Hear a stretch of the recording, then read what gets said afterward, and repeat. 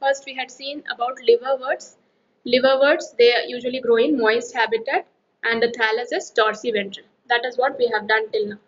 Now we will go to the reproductive part of liverworts. Asexual reproduction in liverworts take place by fragmentation of thalli. So that is the mode of reproduction. You can say it's also the vegetative mode of reproduction, or by formation of specialized structures called gamma. You can see here the picture. You can see cup-like structure. This is called gamma. So the formation of specialized structure called gamma, that is involved in asexual reproduction. Gamma are green, multicellular, asexual buds which develop into small receptacles called gamma cups located on thalli. So that is what is gamma. They are small cup-shaped structure. They are asexual buds which are located on the thalli. So the gamma become detached from the parent body and germinate to form new individuals. Like you just compare it with buds in hydra and all. Small bud originate and then the asexual reproduction take place. Same way here gamma is produced and that becomes detached from the parent body. So that is the type of asexual reproduction in liverworts.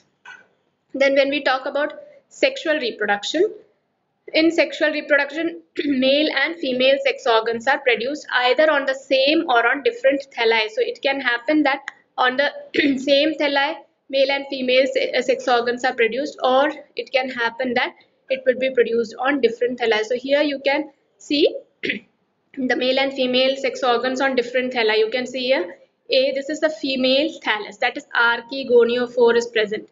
Okay, just remember arche. This word is associated with female, and anthridiophore, anther you know it. That's a male reproductive related to male reproductive part. So anthridiophore. Always wherever these words anther and arche is present, arche is for female and anther is for male. Remember that. So archegoniophore is present in female thallus and anthridiophore is present in male thallus. So here the male and female sex organs are produced. Either it can happen that both would be on the same thallus, or it can happen that both would be on different thallus. So here archegoniophore is present. So this is female thallus. Here anthridiophore is present. This is male thallus. Now the sporophyte is differentiated into foot, seta and capsule. Yesterday I told you sporophyte and gametophyte, those are the two main parts of liverworts and moss bryophytes when we are talking about. So now we are considering only about liverworts. So they are having, see, sporophyte structure also, gametophyte also. So you can see here capsule, seta, foot, that is the rhizoid part, this part. So this is the liverwort that we are talking about, not the moss. Don't moss we will study after this. Liverworts, this part. So this is the liverwort part. You can see here thallus, and this is the sporophyte. Here you can see capsule, seta and foot. Okay, so this is the sporophyte part and this is the gametophyte part. Okay, so here that's what is written here. The sporophyte is differentiated into foot, seta and capsule. That is this part. Capsule, seta and foot. So the sporophyte is differentiated into this part. After meiosis, spores are produced within the capsule. So where is the capsule? Here.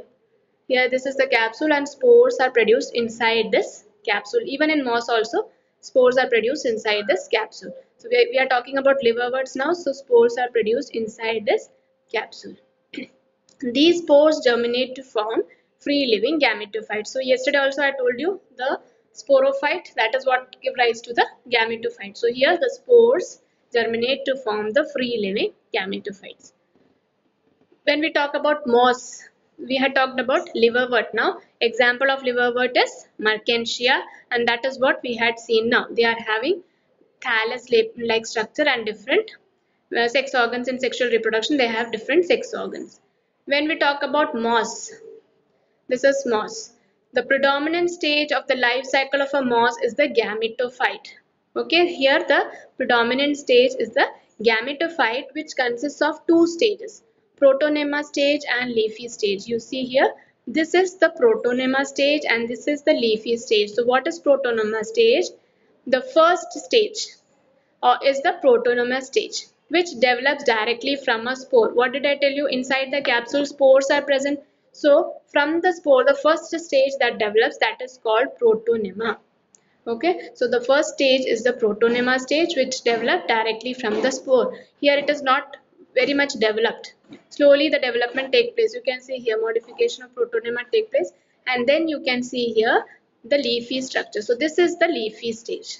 This is the protonema stage and this is the leafy stage. So the first stage is the protonema stage, which develops directly from a spore. It is creeping, green, branched and frequently filamentous stage. So that is creeping, green, branched and filamentous. So this is the protonema stage. The second stage is the leafy stage. So this stage which I told you, this stage, this is the leafy stage. Okay, protonema develops into the leafy stage. So the second stage is the leafy stage, which develops from the secondary protonema. Secondary protonema as a lateral bud. You can see here first protonema, then there is modification, that is secondary protonema, and then it develops into the leafy stage. So what are the two stages in the moss when we talk about? It's the protonema stage and the leafy stage. Protonema stage is a creeping, green, branched and filamentous stage. It develops into secondary protonema and then it develops into the leafy stage. So that is what is written here. The second stage is the leafy stage, which develops from the secondary protonema as a lateral bud.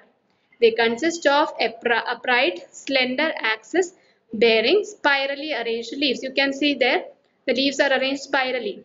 Okay, एक stem के आसपास जैसे leaves होता है, that in the same way spirally they are arranged.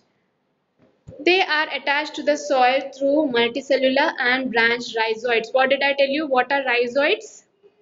What are rhizoids? Anybody? Yes, root-like structure is rhizoid. So this stage bears the sex organ. So that is the stage which bears the sex organ in moss. So the type of reproduction when we talk about in mosses, again fragmentation, as in liverworts also, here also vegetative reproduction, that is fragmentation and budding in the secondary protonema. So that is the vegetative reproduction in mosses, fragmentation and budding in secondary protonema. In sexual reproduction, the sex organs antheridia. See again here anther, you can see this is the male and archegonia, this is the female organ. Okay, so remember wherever anther, that is male, arche, that is female. So in sexual reproduction, the sex organs antheridia and archegonia are produced at the apex of the leaf shoot.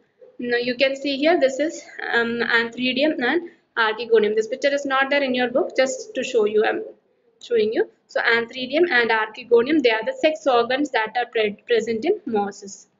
So what happens? Sex organs are there, they will produce gametes and the zygote would be developed, isn't it? So after fertilization, so gametes would be there, zygote would be developed, so that is called fertilization. So after fertilization, the zygote develops into sporophyte consisting of a foot, seta and capsule. Again the same thing I told you earlier, foot, seta and capsule. This is the sporophyte.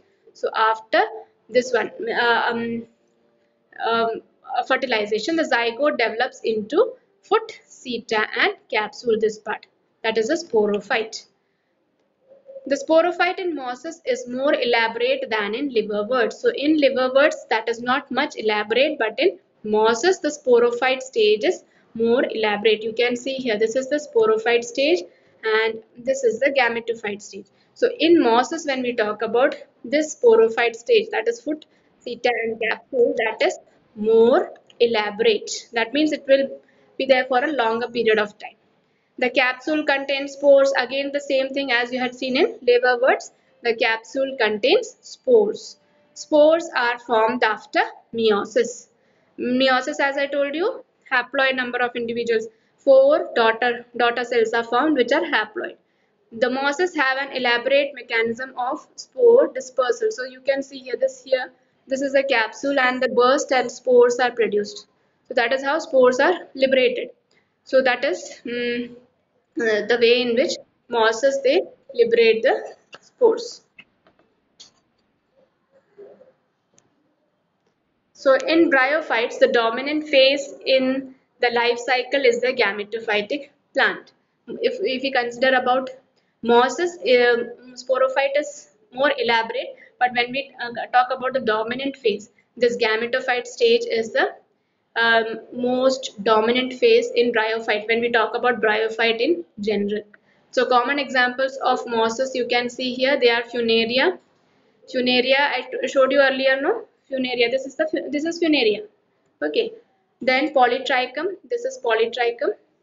They also look like, see, you can see capsule, foot and seta. These are the parts of mosses, Polytrichum. Then you can see a sphagnum. Sphagnum looks like this. Sphagnum, as I told you, they act as peat or as packaging material. So that is about liverworts and Funaria. So just have, we'll again go through it again. So liverworts, where are they found? They are found in what type of habitat? What type of